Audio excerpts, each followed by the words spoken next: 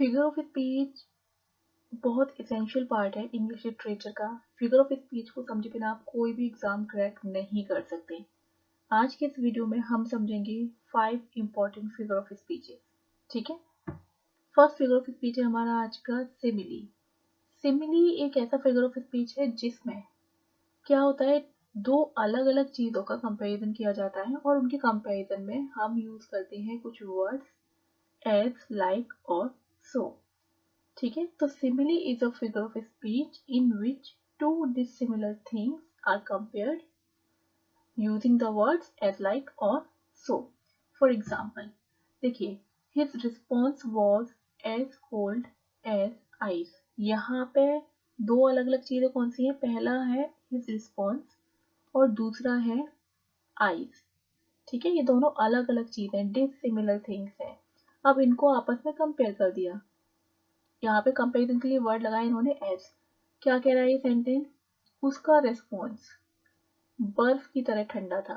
भले ये दोनों चीजें अलग अलग हैं लेकिन इनमें कुछ तो कॉमन है। कॉमन ये है कि रिस्पॉन्स जो था वो एकदम कूल था और बर्फ का जो नेचर होता है वो भी कैसा होता है, कूल होता है। ठीक है, तो यहाँ पे कुछ तो सिमिलैरिटीज है, उसके बेसिस पर ही दो डिसिमिलर थिंग्स को आपस में कंपेयर किया जाता है और वर्ड्स यूज किए जाते हैं एज, लाइक और सो। सेकेंड एग्जाम्पल देखिए, I wandered lonely as a cloud. यहाँ पे दो अलग अलग चीजें हैं, आई ये पर्सन के लिए आया है एंड क्लाउड। ठीक है, अब दोनों में सिमिलैरिटी क्या है, ये थोड़ा सा कुछ ना कुछ सिमिलैरिटी होगी इसीलिए इसका नाम सिमिली रखा गया है और इसी वजह से इन दोनों चीजों को उस एक छोटी सी सिमिलैरिटी की वजह से कंपेयर किया जाता है आपस में, भले ही वो डिसिमिलर हो। ओके, तो यहाँ पे ये जो आई है ये वॉन्डर मतलब घूम रहा है अकेला, एज अ क्लाउड जैसे बादल है वो भी तो घूमते हैं। तो यहाँ पे ये जो घूमना है ये थोड़ी सी सिमिलैरिटी है दोनों के बीच में। तो I wander lonely as a cloud, तो मैं बादल की तरह अकेला घूमता रहा और यहाँ पे वर्ड क्या यूज कर लिया, एज। इसकी जगह लाइक भी लिख सकते थे। तो आई होप आपको समझ में आ गया होगा कि जब दो अलग अलग चीजों को कंपेयर किया जाता है by using the words as, like, so, तो वहाँ पे सिमिली होता है और उन दोनों चीज़ों में जो ये जो दो अलग अलग चीज़ें हैं इनमें थोड़ी सी सिमिलैरिटी हो सकती है। दैट्स द रीज़न यहाँ पे उनको कंपेयर किया जा रहा है। नेक्स्ट है मेटाफर। मेटाफर में क्या होता है, देखिए कंपेरिजन मेटाफर में भी हो रहा है लेकिन यहाँ पे डायरेक्ट कंपेरिजन हो रहा है। अभी तक हम सिमिली में क्या कर रहे थे, कंपेरिजन कर रहे थे on the basis of some similarity, but यहाँ पे हम कंपैरिजन में कुछ वर्ड्स यूज कर रहे थे पर्टिकुलर और वो वर्ड्स थे एज, लाइक और सो। लेकिन मेटाफोर में हम डायरेक्ट कंपैरिजन करेंगे, कोई भी वर्ड यूज नहीं करेंगे। सेम है direct comparison between two dissimilar things, यहाँ पे भी दो अलग अलग चीजों का कंपैरिजन किया जाएगा। ठीक है, that have something in common, जिनके बीच में कुछ कॉमन होगा। जैसे मैंने ऊपर आपको बताया था ना कि कुछ तो सिमिलैरिटी होगी, यहाँ पे भी कुछ सिमिलैरिटी होगी लेकिन जो नहीं होगा वो क्या नहीं होगा, ये जो वर्ड्स है ना एज, लाइक, सो, ये हम केवल सिमिले में यूज करेंगे, मेटाफोर में नहीं करेंगे।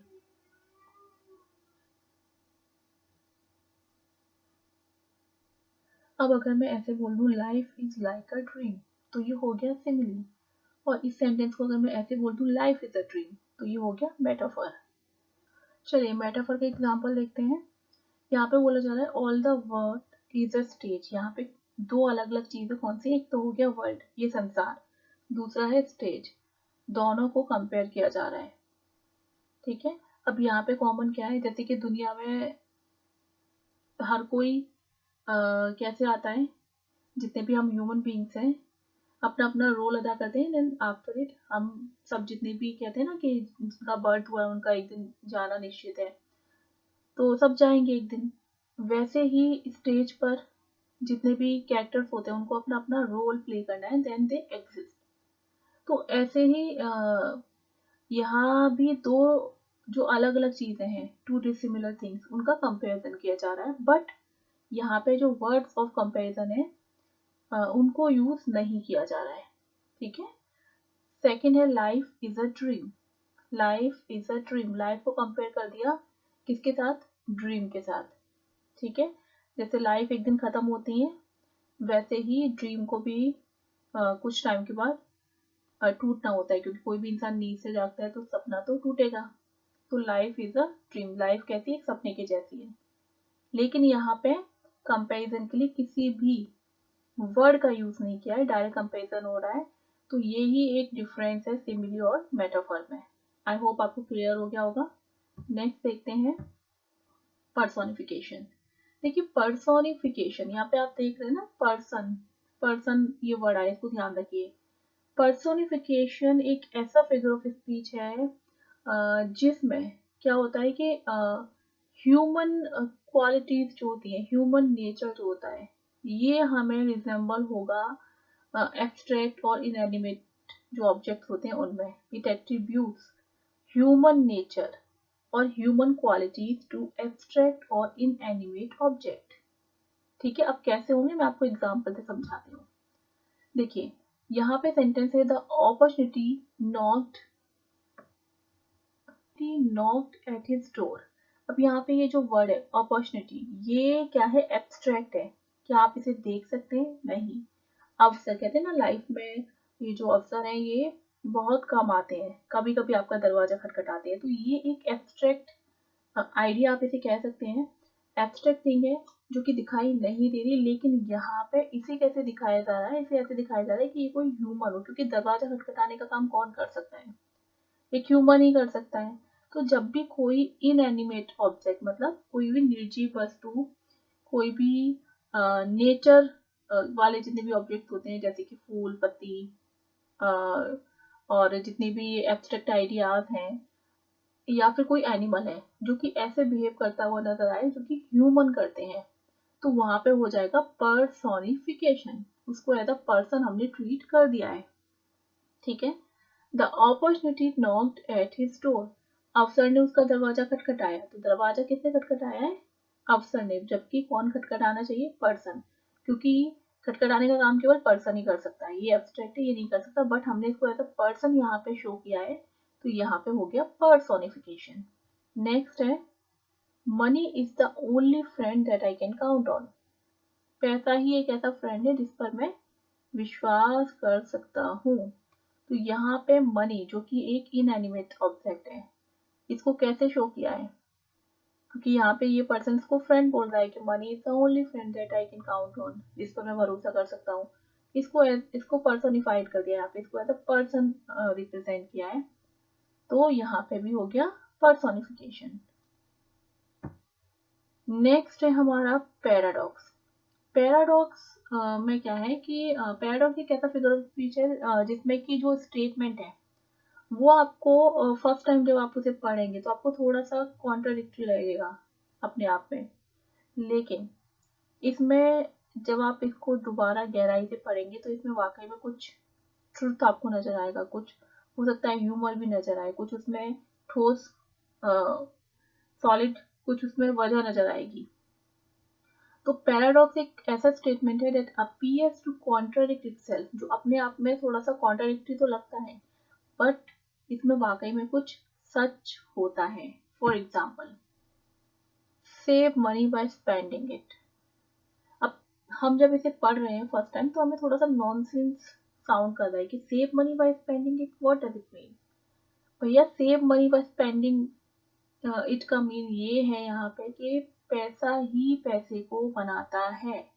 आप पैसा तभी सेव कर सकते हैं जब आप इसको कहीं पे स्पेंडिंग का मीन्स है डीप में अगर हम इसको समझें तो इसका मतलब है इन्वेस्ट करके।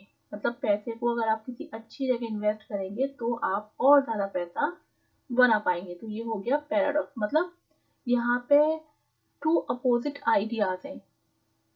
ठीक है, पहला आइडिया क्या है कि सेव मनी, और दूसरा आइडिया क्या है कि इसको खर्च करो। लेकिन हम इनको कंबाइन करेंगे तो save money by spending it का मीन हो जाता है कि पैसे को सेव कर सकते हैं आप जब इसको कहीं अच्छी जगह पे आप क्या करें, इन्वेस्ट कर दें। ओके, क्योंकि कई बार क्या होता है कि स्टूडेंट्स ना ऑक्सीमोरन और पैराडॉक्स में कंफ्यूज हो जाते हैं। तो इसके लिए मैं आपको बता देती हूँ कि ऑक्सीमोरन में क्या होता है कि केवल टू अपोजिट वर्ड्स होते हैं, टू अपोजिट वर्ड्स, और वो एक साथ ही रखे मिलेंगे आपको सेंटेंस में। लेकिन पैराडॉक्स में बात की जा रही है टू अपोजिट आइडियाज की। हमेशा टू अपोजिट आइडियाज नहीं होंगे, but most of the sentence में अगर आपको मिलेंगे तो अपोजिट आइडियाज मिलेंगे। ओके, तो ये डिफरेंस है। और ऑक्सीमोरन में आपको क्या मिलेगा, अपोजिट वर्ड्स मिलेंगे। नेक्स्ट देखते हैं, this is the beginning of the end. ये एक शुरुआत है किसकी, अंत की। शुरुआत भी है, अंत भी है, लेकिन जब तक अंत नहीं होगा तब तक कोई नई शुरुआत ही नहीं होगी, ठीक है ना। तो इसलिए यहाँ पे पैराडॉक्स है। आई होप आपको क्लियर हो गया होगा।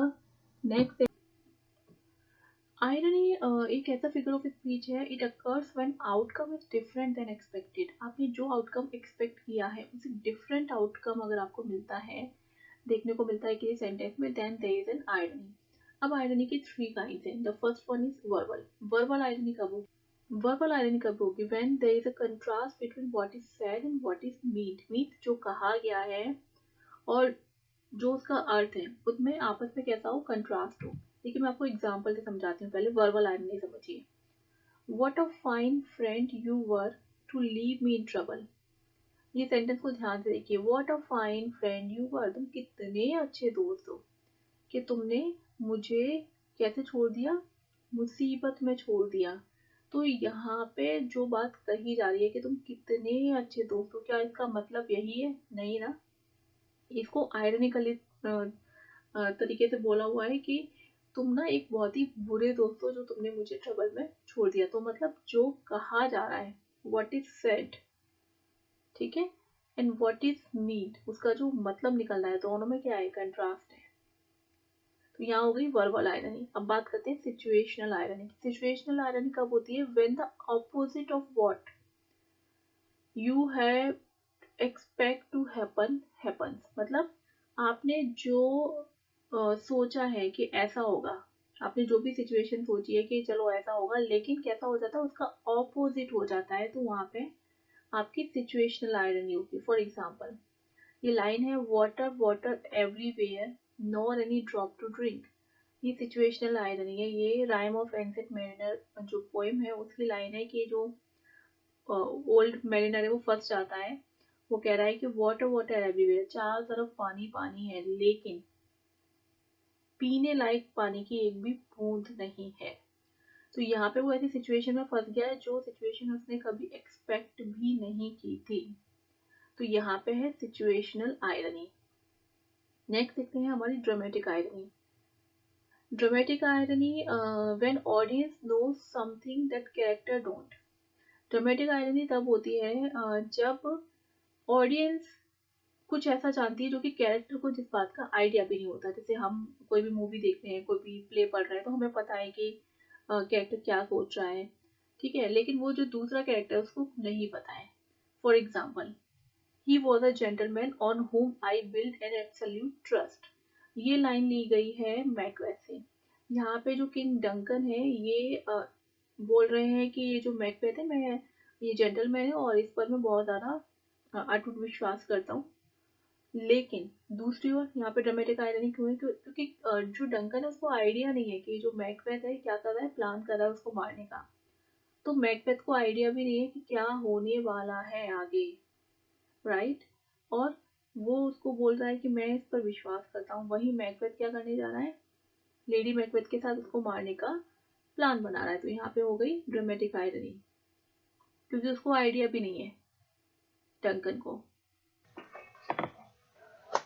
Now let's see some examples. यहाँ पे हमारा फर्स्ट सेंटेंस है, he gives his harness belt a shape. यहाँ कौन सा फिगर ऑफ स्पीच है, तो देखिए यहाँ पे ये जो लाइन है ये स्टॉपिंग बाय बूट से ली गई है, और यहाँ पे ही का मीन हॉर्स से है, जो पोइट के जिस हॉर्स पर है वो हॉर्स है। यहाँ पे तो हॉर्स को पर्सोनिफाई कर दिया है कि वो अपनी सहमति देने के लिए क्या कर रहा है, हॉर्स अपनी गर्दन हिला रहा है। गर्दन हिलाकर जो उसकी जो हार्नेस है जिसमें जो छोटी छोटी घंटियां लगी हुई है उनको वो बजा रहा है। तो यहाँ पे पर्सोनिफाई कर दिया है हॉर्स को, तो इसलिए यहाँ पे पर्सोनिफिकेशन आएगा, ठीक है। नेक्स्ट है hunger set miserably in the informal settlement. यहाँ पे हंगर सेट, ज़्यादा दूर तक हमें जाने की जरूरत नहीं है, हमें यहीं से दिखाई जाए हंगर सेट। ये एब्स्ट्रैक्ट आइडिया है हंगर। तो यहाँ पे इसको ऐसे दिखाया है कि जो भूख थी वो बैठ गई। तो हंगर सेट यहाँ पे भी इसको क्या किया है, ह्यूमन जो ट्रेट्स होते हैं वो एट्रीब्यूट किए गए हैं इसमें। तो यहाँ पे भी हो गया पर्सोनिफिकेशन। नेक्स्ट है success is counted sweet by those who never succeed. Success उनको मधुर लगती है जो कभी सक्सेसफुल नहीं हुए होते। यहाँ पे आप देख रहे हैं 2 आइडियाज दिए हुए हैं और ये आइडियाज कैसे हैं, कॉन्ट्राडिक्ट कर रहे हैं। ठीक है, ये सेंटेंस अपने आप को कॉन्ट्राडिक्ट कर रहा है। अगर हम सेकंड आइडिया को पढ़ेंगे तो फर्स्ट आइडिया को क्या कर रहा है, कॉन्ट्राडिक्ट कर रहा है। तो यहाँ पे क्या होगा, यहाँ पे हो जाएगा आपका पैराडॉक्स। नेक्स्ट है tossing their heads in sprightly dance. ये यहाँ पे टॉसिंग देयर हेड्स, ये टॉसिंग देयर हेड्स वर्ड किसके लिए आया है, ये डैफोडिल्स के लिए आया है। ये डैफोडिल्स पोएम से लिया गया है। तो यहाँ पे आ जाएगा पर्सोनिफिकेशन।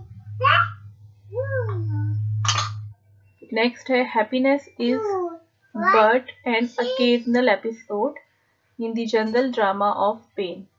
ये मेयर ऑफ कैस्टरबरी से ली गई लाइन।